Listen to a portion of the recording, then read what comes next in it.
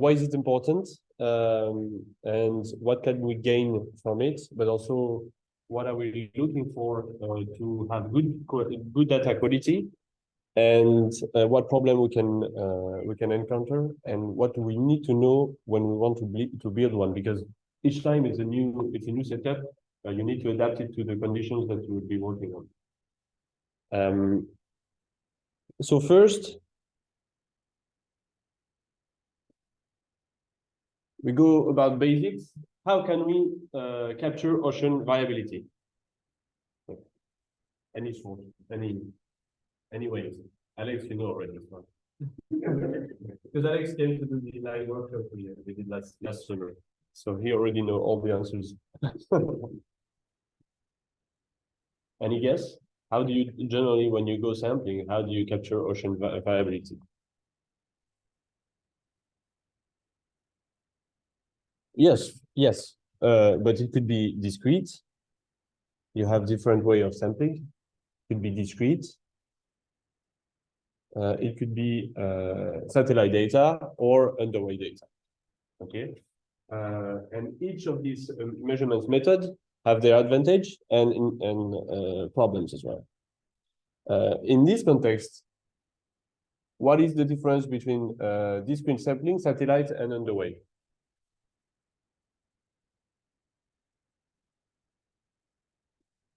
Spatial resolution, but also temporal resolution. But also, what would be the gold standard between all these three methods? What measurements is the one that you want to trust in comparison to others? What are the biases for each one of these measurements? So when you take satellite data, you've seen already the atmosphere is a big bias and is bringing a lot of problems to retrieve some of the variables from space. But it's also very good because you can have the entire planet coverage every day. And sometimes for geostationary satellites, multiple times a day. But also you have some limitations. When you take some discrete sample, most of the time it's our gold standard measurements. So you just saw that before with HPLC data as the gold standard to calibrate chlorophyll measurements when you do inline measurements, or also when you do fluorescence discrete samples. So each of these different methods have their advantages. In this context, what do you benefit from underway sampling?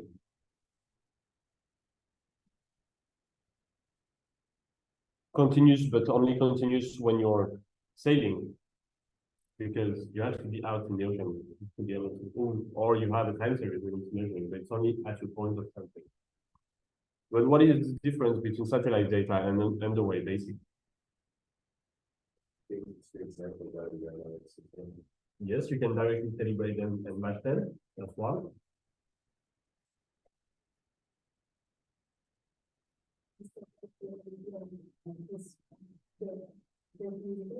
Yes, it's a very good one. Yes. So with the underway, depending where you're pumping water, you can have different depths. Although it's quite hard to go very deep. Usually you stay more or less at the surface, but you could be a little deeper than the satellites.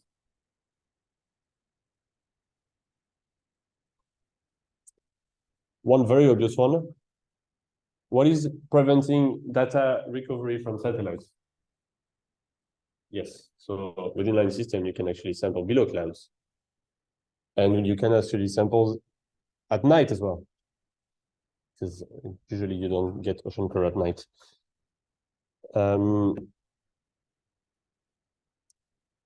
What is another benefit that you can have? As I said, you don't have atmosphere, so that's something, a bias that you can remove. And Shucho, you can go as well, huh? Because you can say something over there. Meg? Higher spatial variability, yes. So if you do an average over a minute on an inline system, that's what we usually do, you get about 100 meters spatial resolution. So it goes it gets closer to the high resolution satellite data. But if you want to be in smaller time bin, you can have much higher spatial variability, because for example, with the ACS, you have 4 measurements a second. If you have a good measurement in the second, you can have binning by second, you can have every time a spectral. And it's a lot of data. So basically, you increase spatial and also temporal resolution in comparison to discrete samples. But also, you increase also the accuracy, because you don't have the problem of the atmosphere. And there is also another one where you can actually retrieve live data while you're sailing. And so when you can sample, when you're out sampling, you can see the picture on your screen and you say, this is what I want to sample. This is where I am. Because whenever you plan to, for example, sample an eddy, even if you predict that an eddy will be somewhere, when you're out in the ocean surface is always the same. You don't see any eddy or anything. So even if you plan it properly, sometimes if you want to find a river plume, it's really hard to find it. Charlotte and I experienced it very recently. We were trying to sample the Congo River, and we lost the Congo River many times. And we're in the middle. Yeah, and sometimes we lost the ocean. And so we used the inline system to be able to know where we were. And what limitations do you think there is? There are several, but I just point out one main.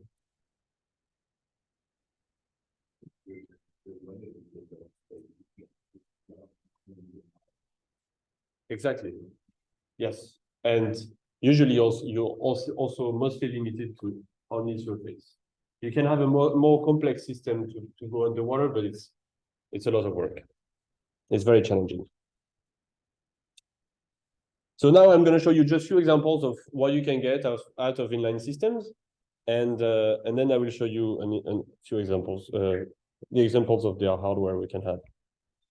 So if you go around the world, you can get any parameters. So here I show you temperature and salinity. Here actually it's temperature, but it's usually sampled with the temperature and salinity TSG, thermosalinograph. And so here you can imagine you have 1 point every minute all around the world. So you can detect if you have upwellings where you're going. So here, for example, in California, we had a lot of upwellings.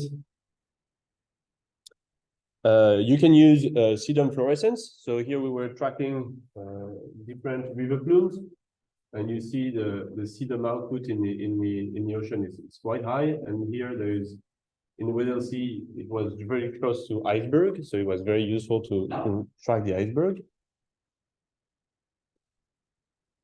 And also what you can collect is basically having the end product will be having absorption of particulate matter, but spectrally every minute, which is really interesting because you can, from this spectral data, you've processed all this data already, you can recover a lot of information. From the shaded green here, this is the 676 nanometer peak for chlorophyll, and from this you can calculate the line height as you did already. And from the line heights, you get a map of chlorophyll concentration all around the world. So here you see the equatorial upwelling with the Humboldt currents. You see the upwelling around California. And here you see some blooms of Trichodesmium around Papua New Guinea. Different features that are really interesting to sample. And when you are out in the ocean, you actually want to sample these features sometimes. Sometimes you want to actually sample the very poor ocean that happens. But having an information of where you are is very useful. You can get, so this is another cruise. This is chlorophyll concentration on the right, and this is a proxy from CP of POC. So I wrote proxy here because it's not calibrated against POC measurement that we did in the field. The chlorophyll was calibrated against HPLC samples, so it's adjusted to the chlorophyll concentration. We are deriving a couple of other proxies. So you've heard about the gamma CP. Have you heard about this one? Yes. Yes. Exactly. So the spectral slope of beam attenuation is correlated with a mean particle size in the ocean. So when you have high values, it's going to be smaller mean average of particles. And when you have lower values, it's going to be higher particles, larger particles. And so here on the gamma CP, you see along the way, so we were still sailing, but we were in very, very homogeneous and poor waters. So you see a dial cycle. For every day, you see an increase and a decrease of size of plankton cells.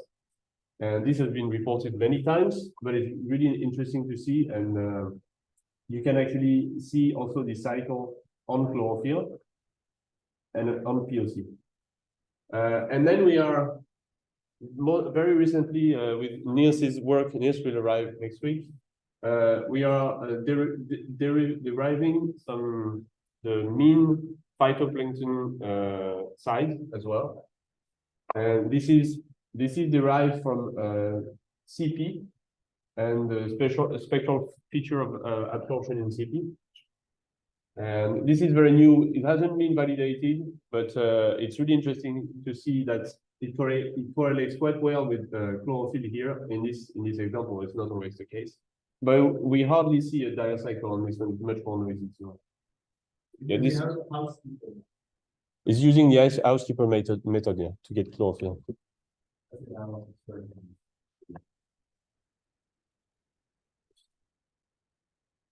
This is an example of hyper-BB data for the last cruise we did in Antara. So, for example, here again we get spectral BB all along the cruise, and sometimes you can see features that here, for example, you see a dip here. It's probably due to sedum absorption. So you need to correct for this because this was probably in a plume of a river. Probably the Amazon actually. And you see fluorescence here. It's a little increase. So this is very valuable to have, and you increase the spatial variability, the spatial resolution, sorry. This is an example of maps. And in the context of detecting where you are when you sample, you can use basic proxies like temperature and salinity for water masses. And in this case, we were trying to follow water mass to do 2 Lagrangian studies out of Argentina. And so basically you see in gray, this is the repositioning of the boat. We were sleeping and drifting away at night and then coming back to the same place following drifters. And after, so I was plotting the temperature and salinity plots to be sure that we were about in the same water mass. And so we were in the same range of salinity, but the water over the Lagrangian study really warmed up. It was flat and very warm. So here you can actually validate that you are in the right place before sending the rosettes for 2 days of sampling, which is very useful.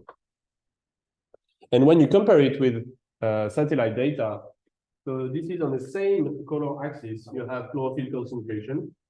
The background of satellite data is 17-day average over the whole course of the expedition.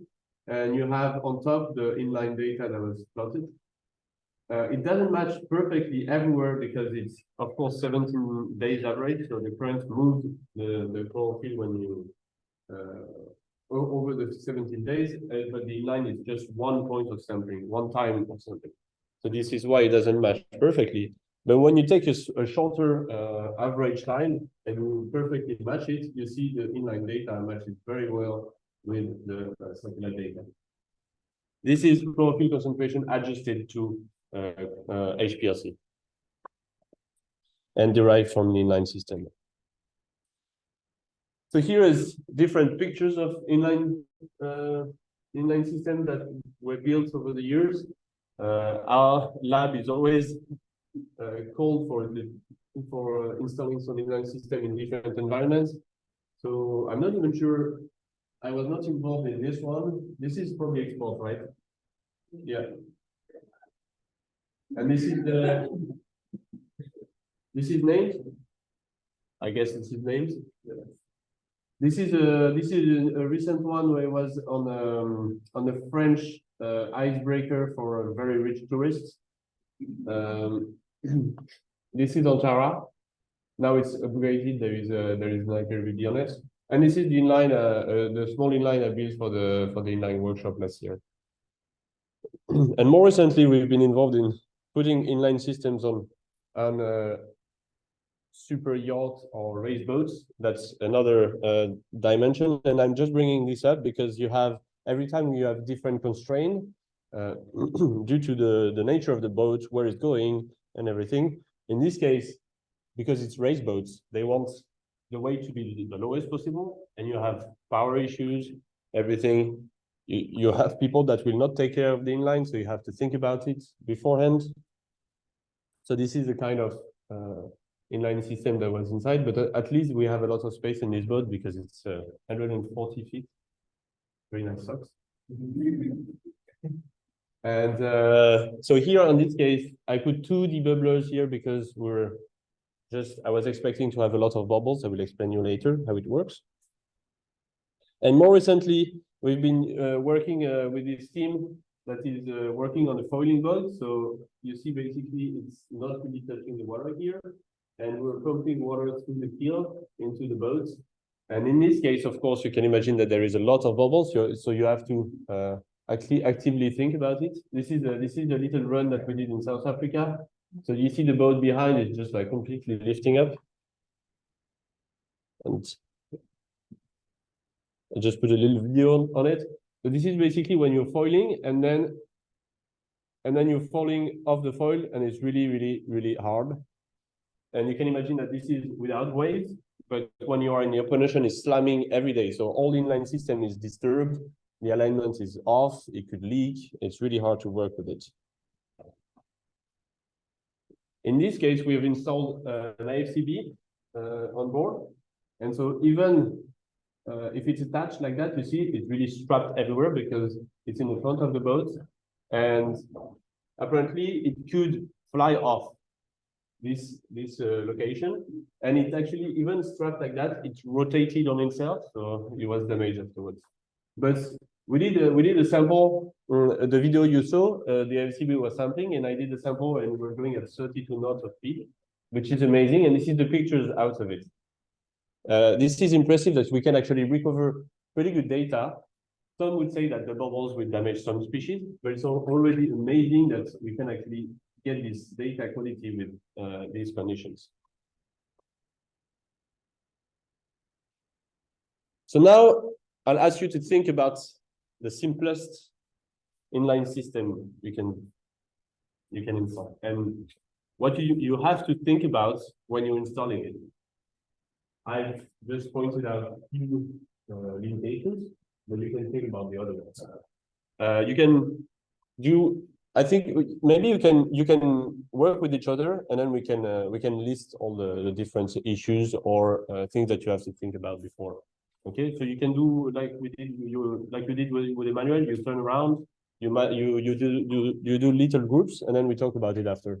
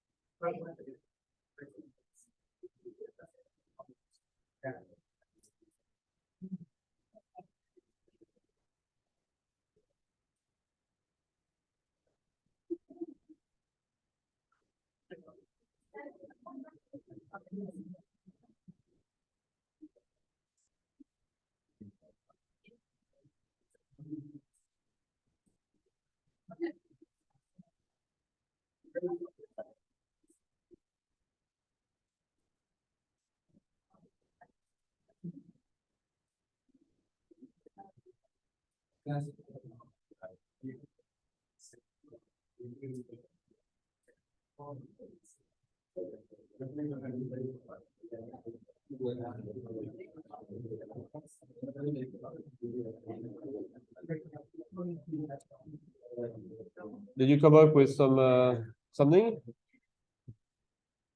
Yeah.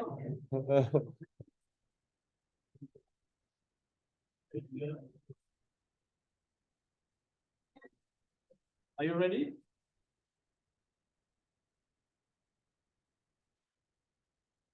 Yeah, what exactly are you asking? What do you think about? What do they have? Very far. Yes.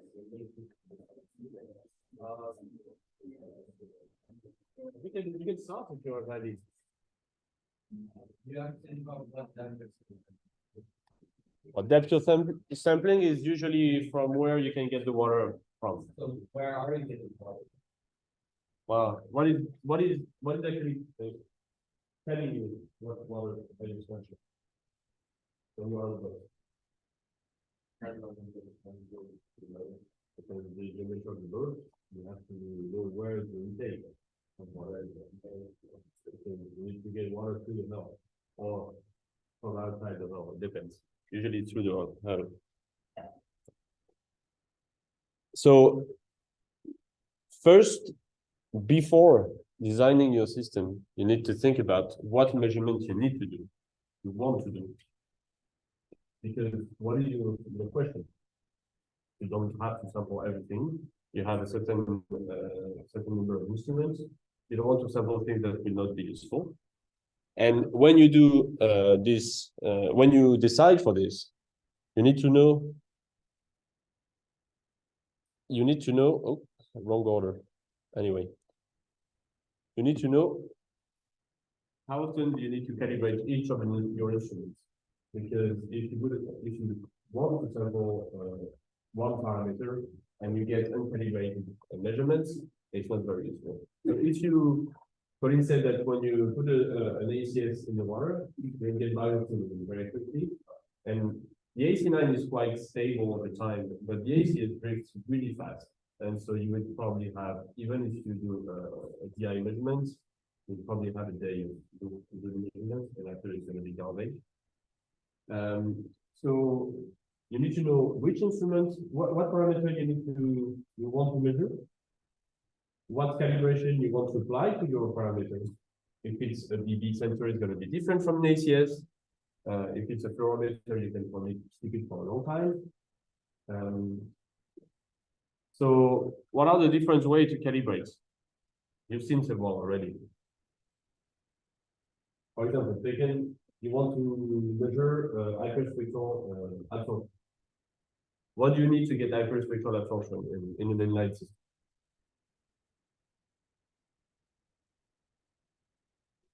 Yeah, yes, yeah. But how do you get absorption?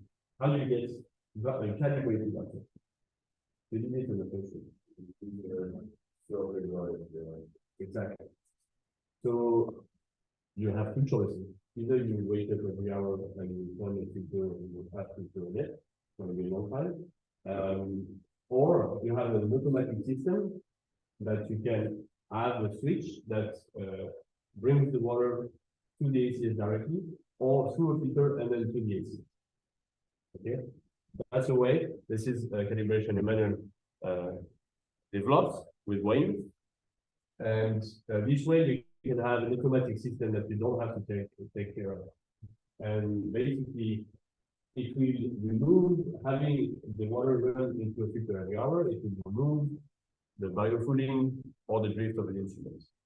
And you will have a calibrated data, just like that.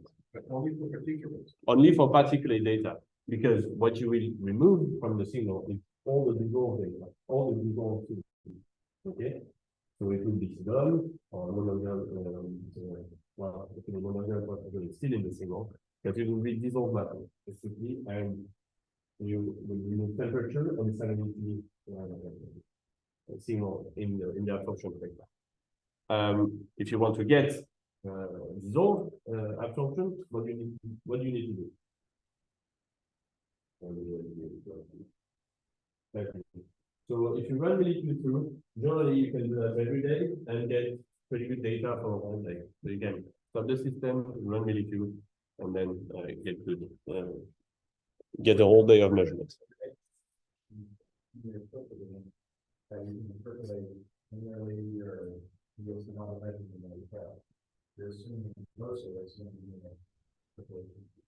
So we'll go over that in the processing, but depending what method you want to use, but yes, generally you do assume like there is a linear relation between two filter events.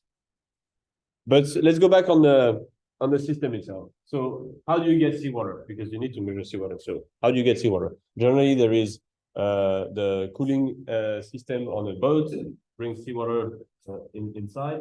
So on a research boat, you have separate intake that takes only seawater. But on other boats like Tara or the race boat that I was talking about, we are using the engine cooling system. On Tara, we are using the desalination system that will pump water through the hull, and then you will use this water. So where on the hull is it? Is it like very deep? Is it at the surface? Because if it's at the surface, you'll have bubbles coming in. So you have to think about it. Where is it compared to the propeller?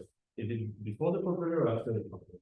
If it's after the propeller, your water will be disturbed. So you have to really know where you're putting your system. What do you think about? What would be another thing that you have to think about?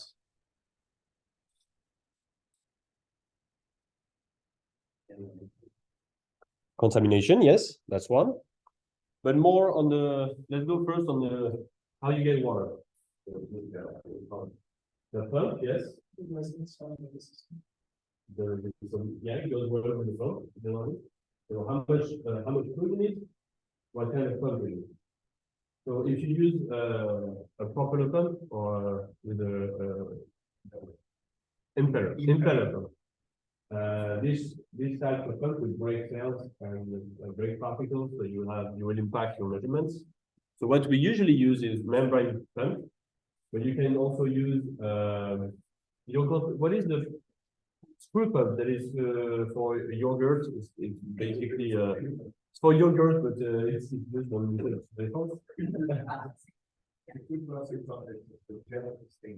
it's just, and we can use also press. Can I come take a little time on that also? You have to think about the lines. You're drawing water in, like where on the world is it drawing in? What's that look like? That we take care of. Where does the water flow? Where the tubes or the hoses that it's going through? How long has it been there? Has it been cleaned them?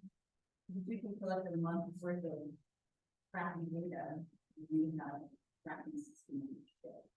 Yep. And that can make it like.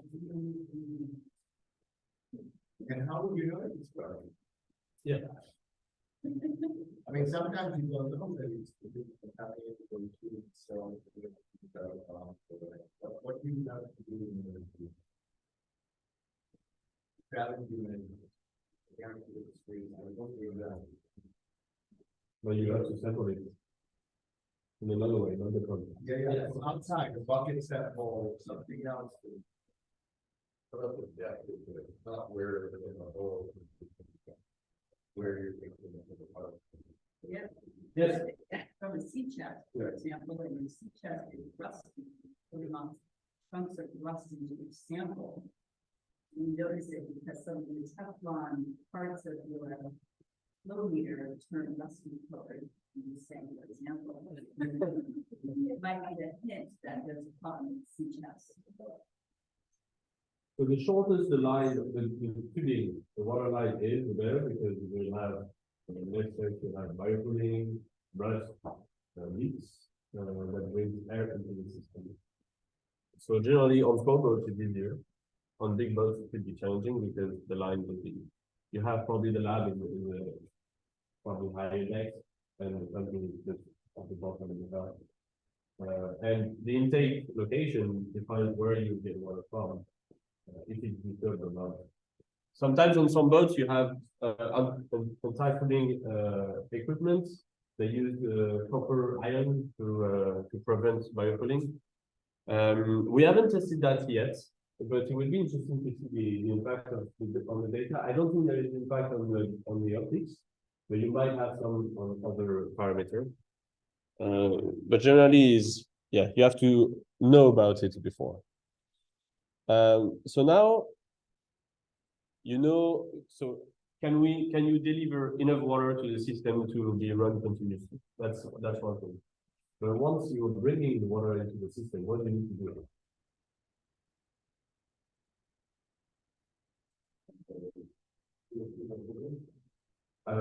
Before that, there's a very important point if you don't want to sink. Get the water out, yes. Yes. And usually you don't think about it, but it's a big problem. So Figure this out. A lot of, I've had patents and text and proof and all kinds of stuff.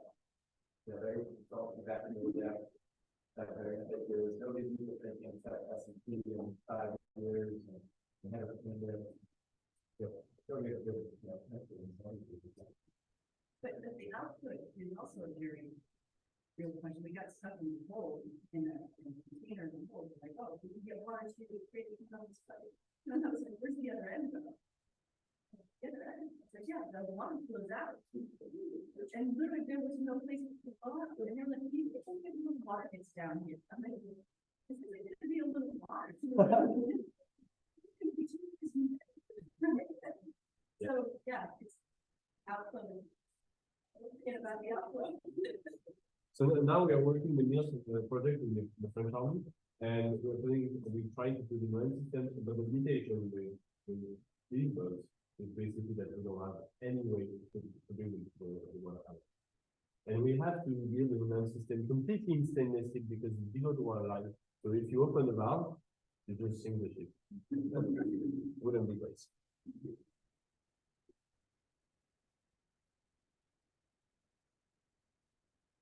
So this we've seen. So what happens on an inline when you bring water in the boat? What could happen? You could have pressure. If you have something stuck in the tubes, you could have an increase in pressure in the tube, and if you have an increase in the pressure in the tube, if it's not very tightly attached, it could open. And in this case, we will actually, even though you thought about the output of the water, you could sink as well. So it's good also to have an alarm if there is any leak. Okay. And you said before. Yeah, that's basically what we're using. And on Tara, we've been waking up the whole crew many times because the pipe doesn't disconnect from the ACS, usually from the ACS. And so they are very happy to go at 3 o'clock in the morning to empty the well. And so someone mentioned that we have to think about what is modifying the water before. So we have the rust, biofouling, because if you have, for example, oysters or mussels growing in your food or in the sea test, they will filtrate the phytoplankton and you will definitely have very different data.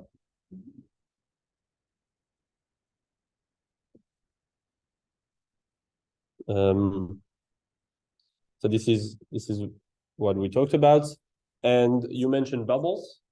Whenever you have one tube that is not very airtight, you could have a decrease of pressure in the tube, and so you could suck air into the tube and create a lot of bubbles.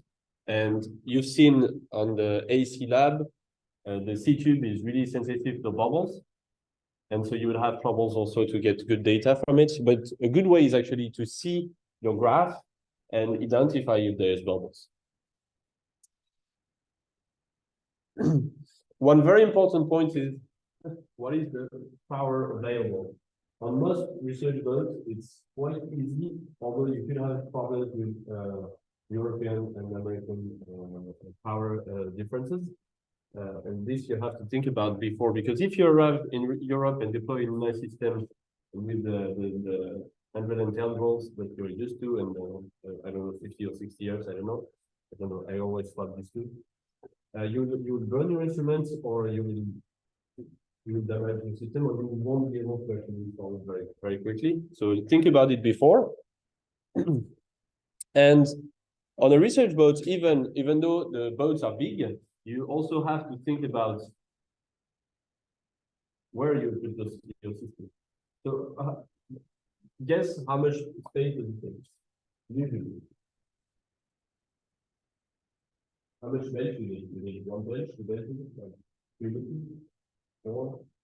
For an ECS, basically you need about the double on the size of the ECS to go to the load properly if you have the ECS in the computer. But if you have to ask for this space beforehand.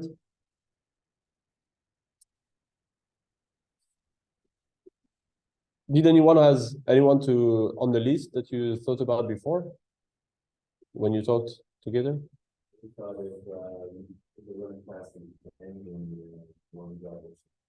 Yes, exactly. So this goes with length of tubing, basically. The same way, because even if you don't have the engine in 2 meters, then you have a different infrastructure. And this is why on several boats, sometimes we can't really install the thermostat close to the intake. And so we have a temperature sensor just next to the intake, right? And then we have a temperature sensor plus the humidity sensor further over. Because the temperature will be impacted in this length of tubing. So you measure the temperature twice. Once is for the system temperature, so you get the result from, and the other one is actually to calculate the humidity. Anything else?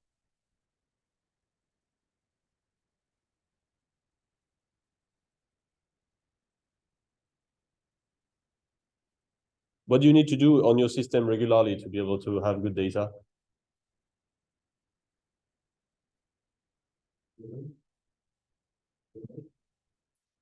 Sorry? Calibrate? Yes. Well, if you do the automatic system, you don't need it. But you need to keep moving. At the right, you have to verify fully. You don't need to do it for your computer. You have to take it out because you will reach the saturation point of the application. So you need to calibrate it before you know to fit it. Well, it depends where you are. Here, half of the sound is probably okay. But when I was in the social Pacific, 2 weeks ago, definitely sound, and maybe in the It depends on how much background is in the system. yeah.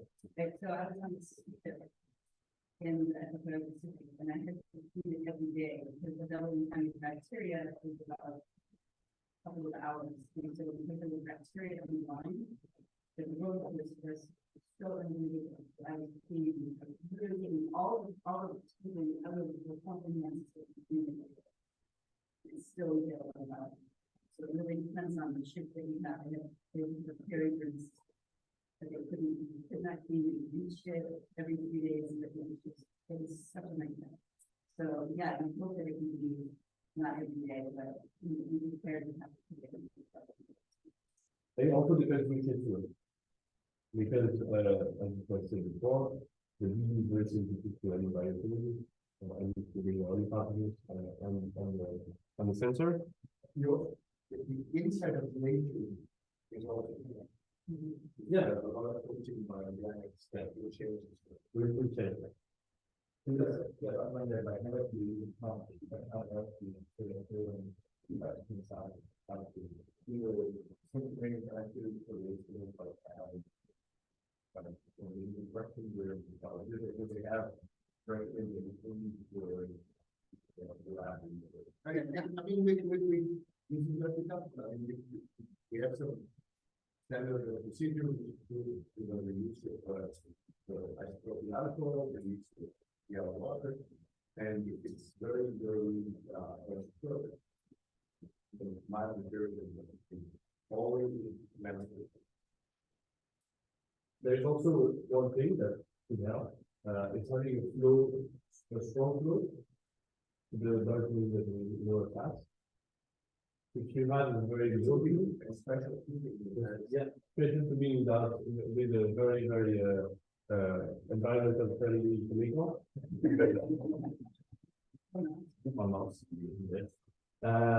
We don't buy the environmental friendly today because it's matter. We will take a very very good.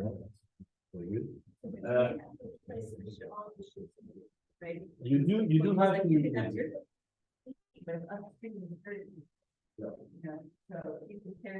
It's good to ask to the engineer how much tubing you have before, what is it when you want to clean, if there is any anti-tubing system.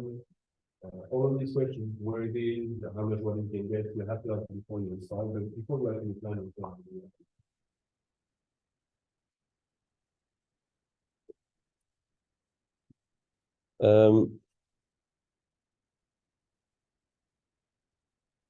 So we were saying that you need to clean it. So how accessible it is if you're down up with the deck all the time, and you have to go down to clean it. It might be not very easy. If it's a place that you cannot really access, it's not very convenient. You have to be able to access it to troubleshoot, to see if there's bubbles regularly. Usually I go, I don't know, when I'm sampling, I'm usually on the deck, but I still go every hour or so to check it out, to check the graph and make sure everything goes well. That's really kind of really great. You can look at the other performance and one. Yeah. Do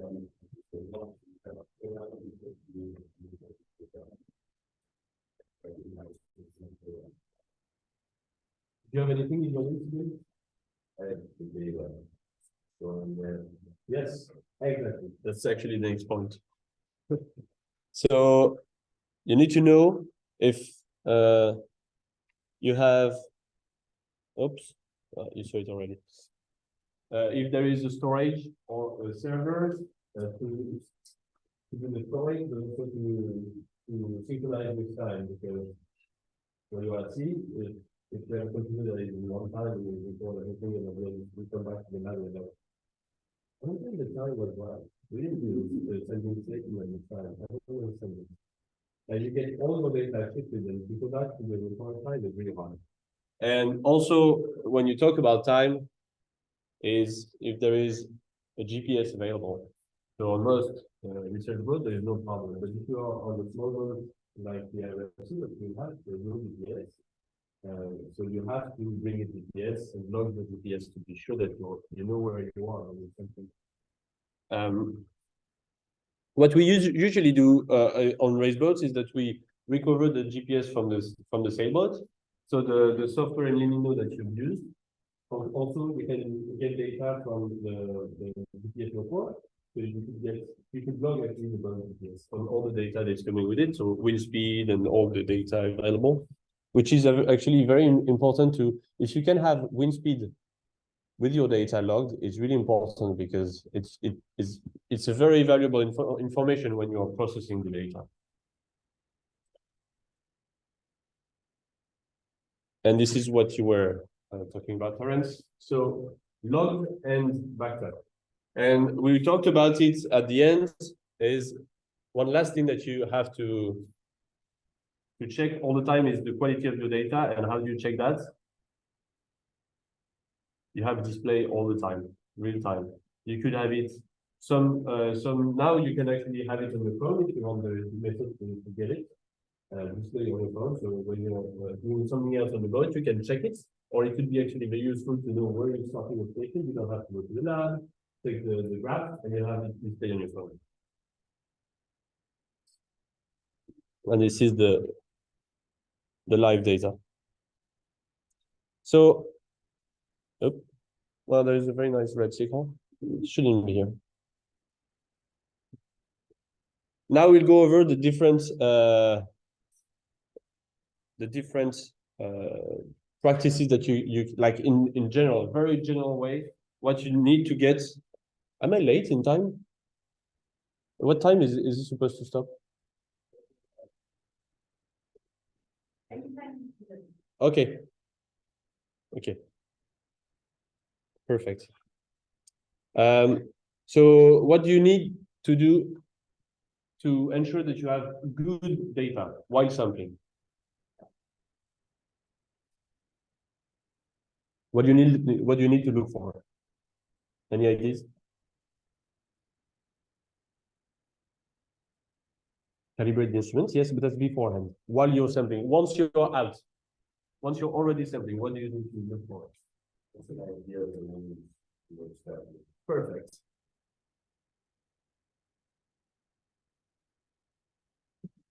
So you look for suspect data, unrealistic ranges. If you have the data is not changing. If you have a spectral, AC spectral that is completely funky, there's probably the double in your system. If you have extremely noisy data, it's probably not the sensor. Usually it's because there are bubbles or particles or dust or things in your line. Line leaks. Yes. Yes. And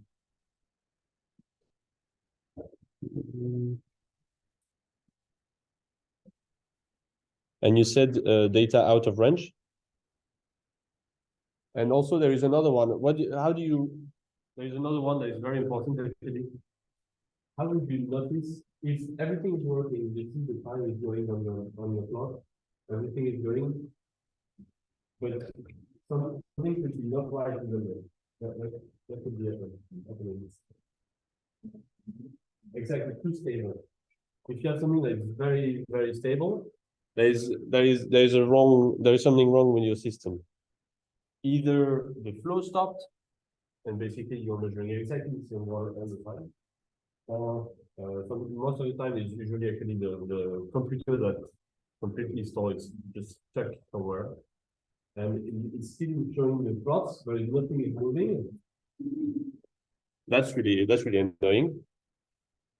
Another thing that I didn't write, but is actually important, is you didn't log the data. So it's showing up, it's showing on the plot, but you didn't click on the log. That's something that happens. We didn't get a whole transect from Boston to France like that of ACS data. The ACS was running, but the person on board didn't click on the button. The data was displayed all the time. Great. So we had to, because it was one month of ACS data, we had to recalibrate $20,000. and ship it from France to the US, it was another 5,000. It was $15,000 in the year. Emmanuel was very, very happy.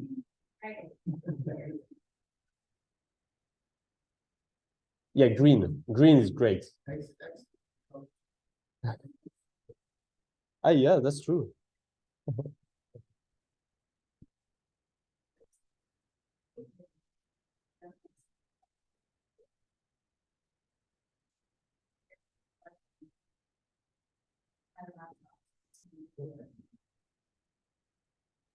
Yes.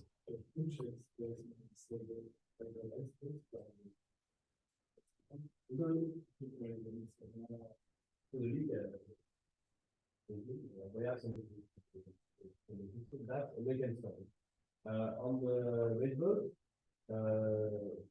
I can connect remotely to the electricity directly. I can start it from my lab.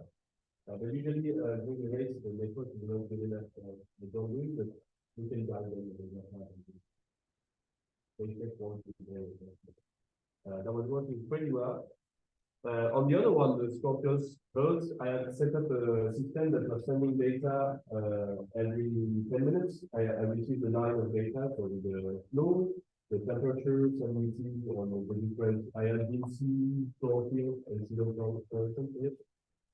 So I could take all the sensors with a lot. If there was something that was blocked, sometimes the system was stopping, was not very Pi learning data, but sometimes it was stopping another one. So I was asking the engineer for this market. But this way, because I knew they were not checking, I set up the system so I can checking myself from land. And one day, I noticed that the flow stopped and it didn't tell me. And I just texted him. And he said that the owner of the boat, is a very rich guy, decided that it was a little too hot, and his pump for the AC was not working, so they took our pump. So that was very useful to be able to check it. So we just emailed and I was like, we don't do that. Two times the pump for it.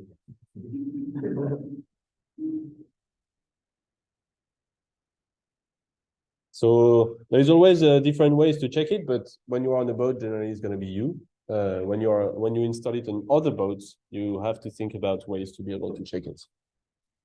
Either you bug the people and ask them for a screenshot every day, which I think after they will get a little annoyed about it, but if they're nice, they will do it. Or you develop a system that you can check yourself. What is this? This is, I'm not sure what I want to, anyway. So this is in the range of data that you expect. You want to look for closure. So sometimes having two instruments that measure 7 parameters is very useful. What do you think? With the inline system that we have, if you have a DB sensor on an ACS, you could calculate scattering in the ACS by C minus A, you have B. And if you have a DB sensor, you have a DB. Usually, the trend, even though the ratio is 10, you will have the same trend over the time series, and you see if they you could have CDOM absorption with the fluorometer, but also with the ACS. Well, not CDOM absorption, but CDOM fluorescence that is a proxy for DOC, and CDOM absorption with the ACS. So, and you said before, and I think it was great because it was one of the first thing that you said is you sample known proxies with known method to be able to match the underway sampling and sometimes even calibrate it. So we will have on the cruise we'll have a CDOM chlorophyll fluorometer, and you could. So you said we could run some samples in the fluorometer. In a fluorometer? Yes. So you could calibrate the chlorophyll fluorometer that we have. It's an underway fluorometer that was not calibrated in a while. So you could match and do an empirical relation between fluorescence and chlorophyll fluorescence in the lab.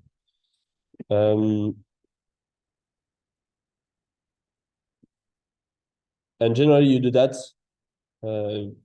taking water also out of the inline system to evaluate the impact of the pumping and the sea chest and the tubing and all that.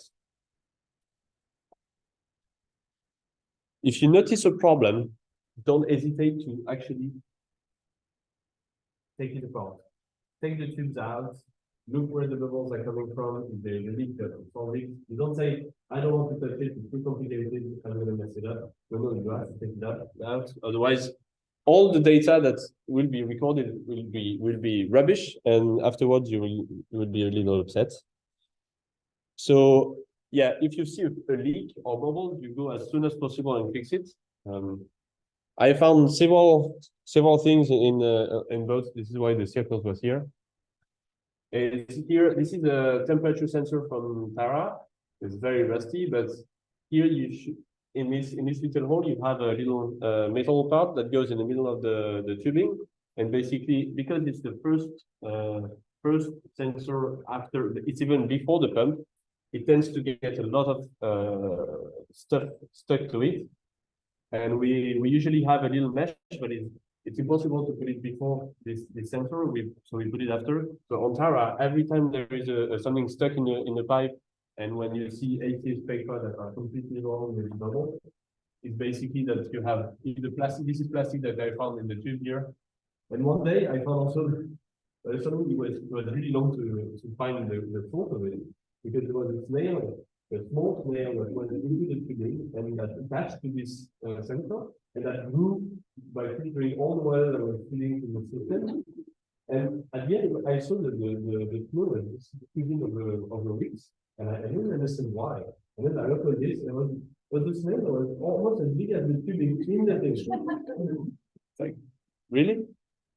I found a small octopus also in this sensor, very tiny octopus. I just released it after it was alive, was perfectly fine. But generally, it's microplastic. It's a very good sampling of microplastic.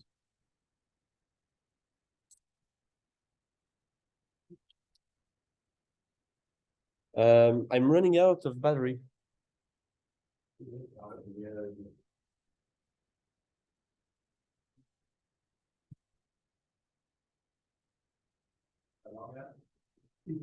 Let's see, yeah.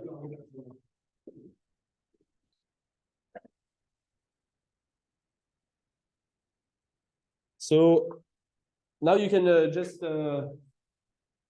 according to what I said, in what order you want to, what hardware, and in what order you want to sample, you want to place your instrument. What kind of instrument do you want to install first? You can do a simple one. The better training for the because basically we want to know the better training. Even though we run a teacher, we don't need to apply the directions from the idea of where you are.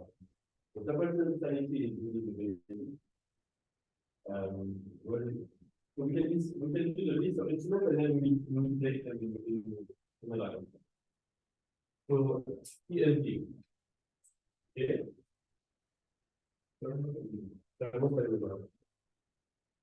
Then it's an ACS. What? Yeah. ACS. Yes. Okay. If you have an ACS, what do you need in the system? A filter. Okay. One thing. A pump, yes, it's in water in the tub. It's either in the boat already or you have to bring it. Decoder? Yeah, decoder.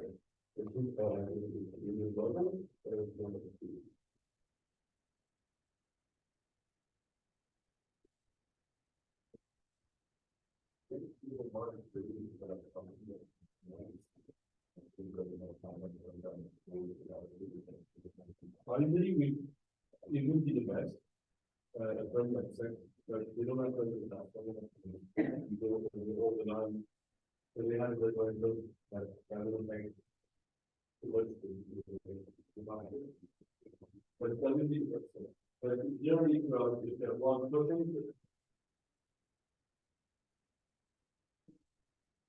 Okay, you want to start with this one, or you want to have a BB? BB and person, that's it, which person?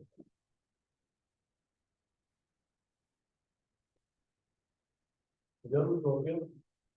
Both, both. Okay, so it's basically the inline we have with the country. And you're missing one piece of hardware, an instrument. If you have a filter, and which. Okay. What order do you want to make now?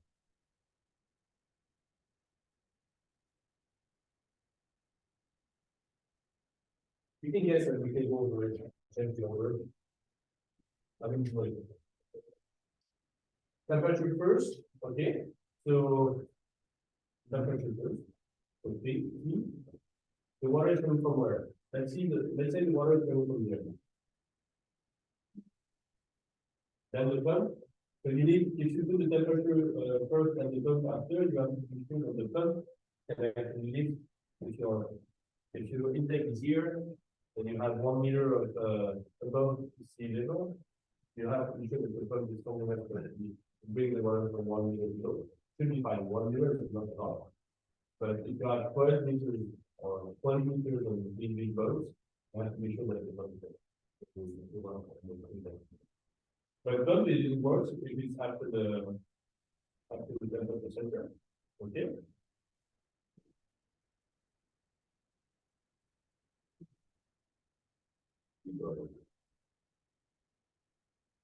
Normal. Okay. You have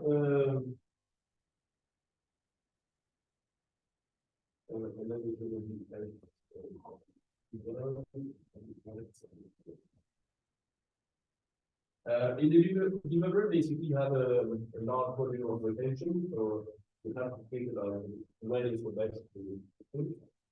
So the developer is one you can put it here. It's a really good idea, but why do you want to put it here?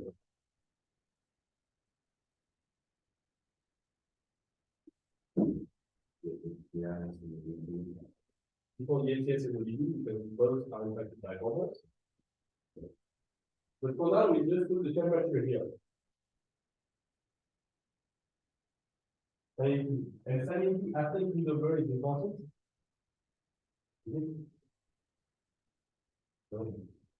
It is the level of detectability. And the quality is wrong. So here you can put your C and then go with the C as well. But this, the whole thing is about specific. Okay? Here we have the super, the 28, and here we have the super 45. And the associated. After.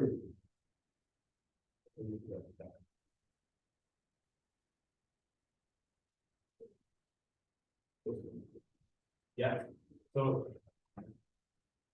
you go for the switch. So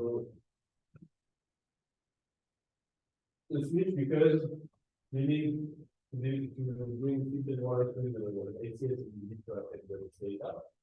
So we can go to the filter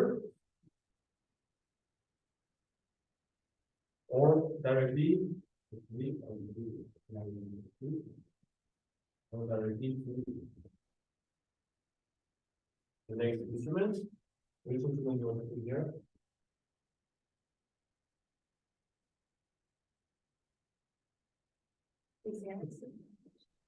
ACS? Yes.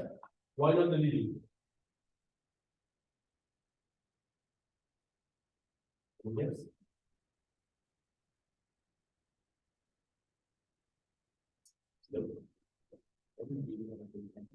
Exactly. So you have a large potential type it will take 4 minutes to get it.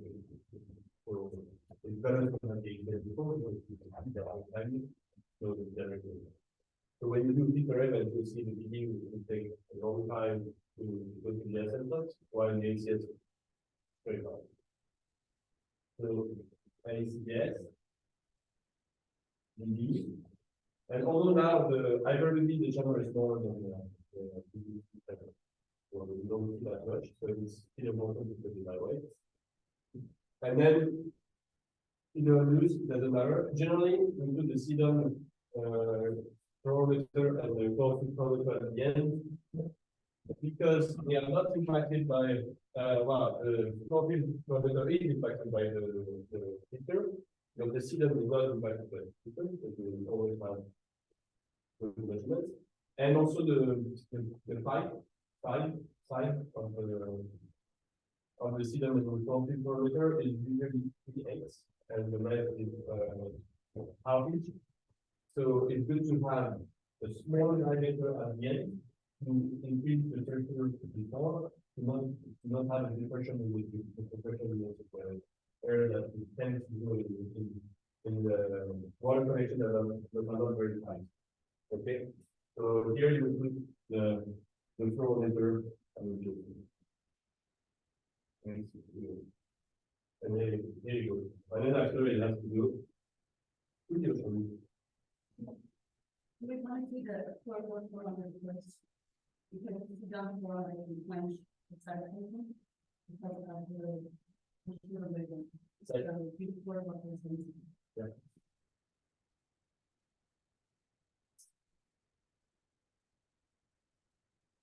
Yeah, I have to change it in my yeah.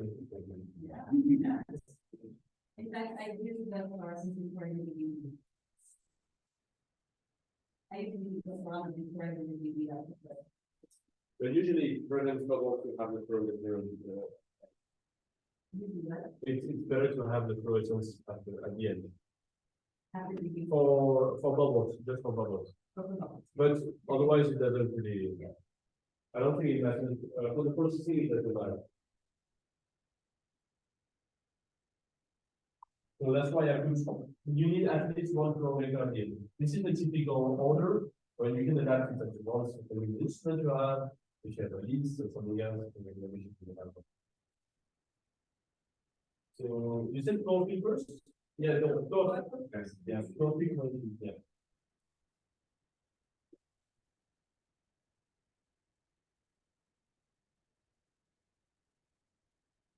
Okay.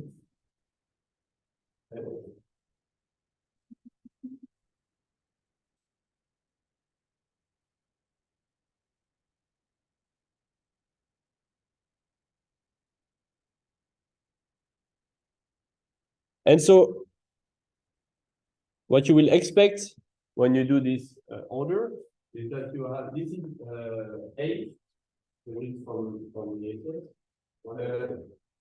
So in red and in black you have the position of the filter. When it's 1, it's doing a filter event. When it's 0, it's not. It's the total water. And so you see the signal that is doing these steps every hour. It's very clear steps. And after in the processing, we'll see that later. But basically, the good quality data will come when you can select, make sure that the filter events are separated from the total water. So here on this graph, you see the blue is total, and then you see the sequence where the filter is switching. So you see the decrease in the signal, and it reaches the asymptotes. And here, all the red values are the ones that you consider as filter. The yellow ones you trust because it's just during the transition. So you have to have clear separation between the total and filter. This is just an example of how it looks like. That's one wavelength of data. Yeah, this is one wavelength of data, but you would have the same on all the wavelengths of the time, yeah. And I usually plot the flow rate in the same time to have a good indication of where when it was actually going through the filter, because when it goes through the filter, you have a decrease in flow rate all the time. And it's also a good good diagnostic to make sure that your filter is not too clogged and you need to change it. Generally, we say that when the difference between the total flow rate and the filtered flow rate is 2 liters per minute. So when you have 5 liters per minute in total and it goes down to 3 during the filter, you can change the filter. But it all depends how many filters you have. So now we have a colleague that is on the tool of his friends, and he has only 4 filters for I don't know how many weeks, 5 weeks or 6 weeks, I think. And he's in very, very concentrated water. And now we are asking him to keep the filter as long as possible to actually have filter until the end. And he's sampling down to 0.5 liters per minute in filter mode, which is very, very low. But now with the processing code, we can actually recover very good data with this and even lower. So, but to make sure to ensure that you have good third quality data, is good to do the 20% per minute. But the filters are very expensive. 201 filter. We have we use the very expensive one.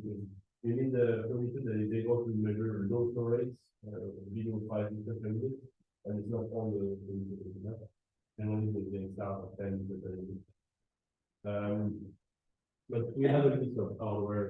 If you need to build one, you can ask. We have a list of hardware. Alex has it because he's doing the workshop, and but we can share it with everyone. And so next week we will deploy an inline system on this beautiful boat.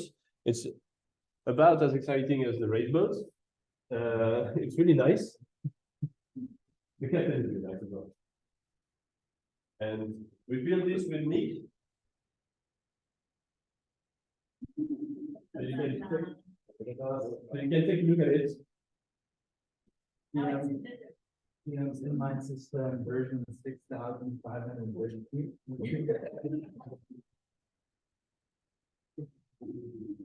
So you can come around and I can explain a few things.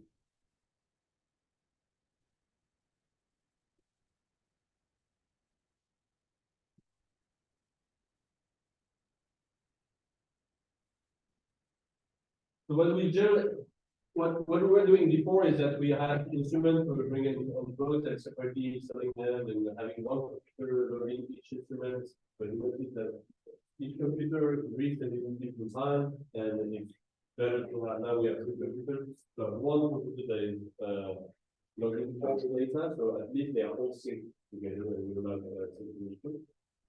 So now we build these blocks. We call them control blocks. But basically, it's just a piece of hardware that converts the voltage into the correct voltage for each instrument. That logs, that converts data between, sometimes it's just voltage analog data with a serial micrometer, for example. Or sometimes it's digital data like the ACS, the RGB, or this. And they convert the analog data into digital, and then they send it to. And the good thing about this one is that you have only one USB plug, and you plug one USB to your computer, and you get all your data at once. This is very convenient. In this one, I did just Raspberry Pi to display live data on the phone. It's not working now, but maybe I'll have time to do it. And you have a whole set of sensors, and I did several serial to USB converters. So basically, you had them single ones when you were doing the lab. So you plug your RS 232 plug into a converter, and that transform it into USB data. So here these are the 2 ones into the converter, and we basically you have 6 different plugs. Actually, no, it's even more. It's 12 different instruments we plug on this one, and then we go into 3 USBs. This USB will go into 1 USB that will plug into this. So that's a way to avoid having so many cables. We have a switch system that is already in the box that is controlled by this device here. So this costs about $115. You can log one analog sensor on this one and the flow rate. So here, for example, on the iris, let's see if it fits in the sink. We're still not sure, but hopefully it fits in the sink. You have the tap that is on this side of the sink that will go to here, and it will go to the debuggler. Okay.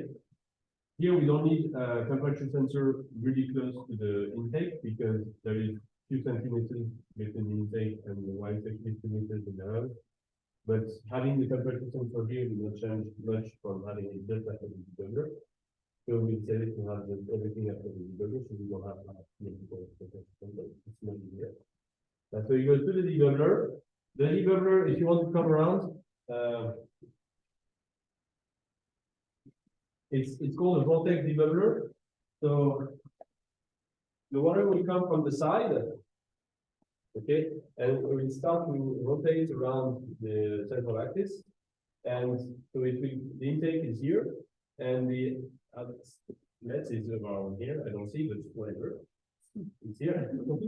And so basically, the water will rotate and go downward, while the bubbles will tend to go, because they are larger, they will tend to go in the center and go up, and they will escape here to this valve, and we go to the same one. So here to this valve, you will have water and bubbles coming out, and only you have no bubbles. You do not have to go too much water. And basically, you will set the valve to the correct opening, depending on how much water you want to flow into your system. Because if you close it, everything will go into your system. If you open it, you'll probably have a lot of loss into the flow rate in the system will be lower. So then it goes from the flow meter, from the debugger to the temperature and salinity to the THD. So this is SDE 45. That both measure conductivity and temperature. From this one, it will go to here. I put 3 low-cost temperature and salinity sensors here that I will calibrate over the cruise, because I will compare it to the lead data that was recently calibrated by Tiber, and use it as a reference to make sure that these 3 agree to this sensor. From these ones, it will go to the switch, as we said here. The switch is a little valve here. Sometimes it's much bigger. This is a ball valve that will just rotates whenever the software in Linux says that you have to rotate. And it's controlled by this right here. From this, it will go either to the filter. So the intake is here. This is going, there is also labels on the switch. It goes either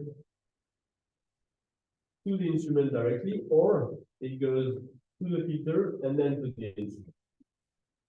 It's one. So now here, and that's the difference. There's a long cartridge here. A good practice is actually to soak the filter before going at sea, before starting the inline, because you have air trapped in the fibers. So if you soak it for 24 hours or only 2 hours, you would have less bubbles when you start the system. Because usually the first 3 filter events, you have bubbles, and so you cannot really retrieve the data. Then it goes to the ACS, and every time you have an instrument, you put the intake below and the exits on top, so the bubbles will exit the instrument and don't accumulate. So this is why here the THD is this way, because in the bottom and then out here. The only one that is the inverse is the debugger, because you have to be on top, the intake, and you take only the one on top. The ACS here is the same. It goes from the bottom to the top, and then from this one it goes to the A tube. That goes from the bottom to the top again. From the ACS, it will go into the list, so from bottom to top as well, and directly into the hypervisual.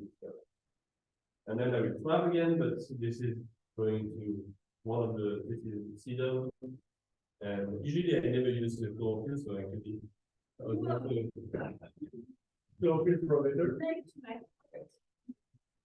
I'm not using it.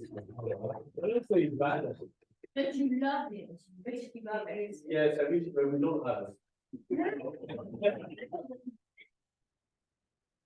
Freedom fluorometer, and then it goes to the chlorophyll fluorometer. And after I bring it to the flow meter, because I like to know what is happening into my system, so I need to come up with flow.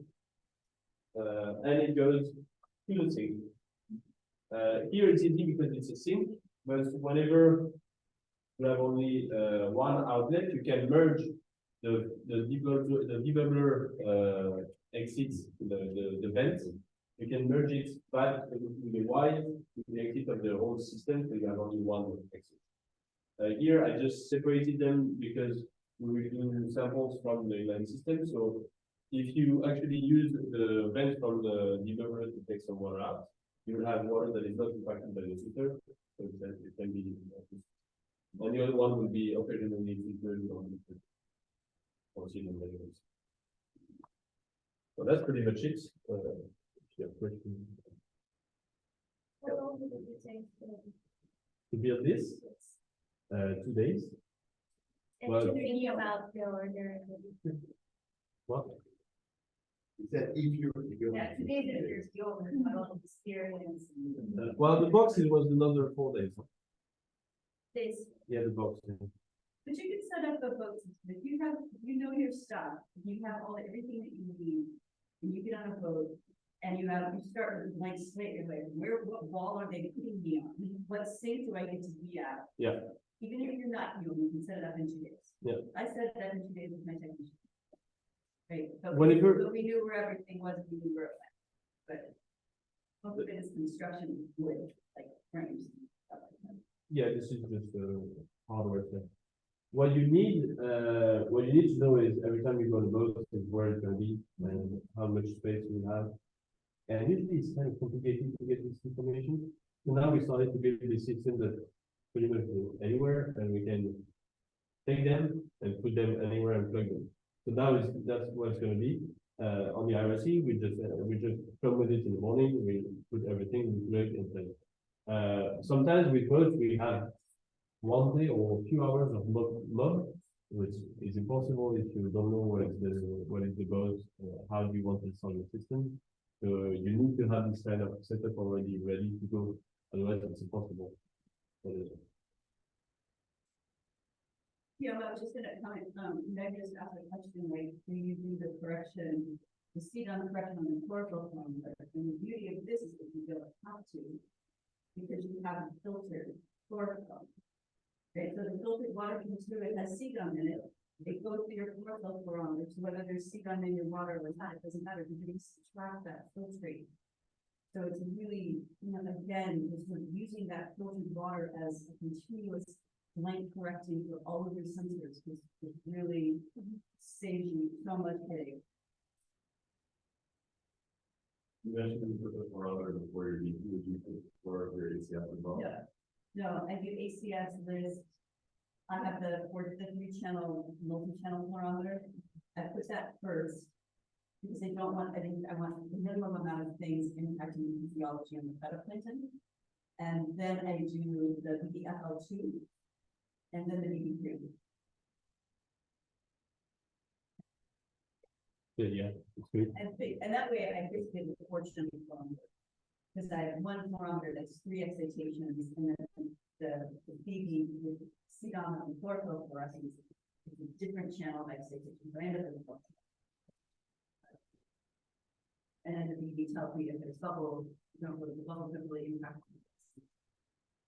And I have a machine that doesn't create bubbles. So that I can monitor the BDFL2 and BD3.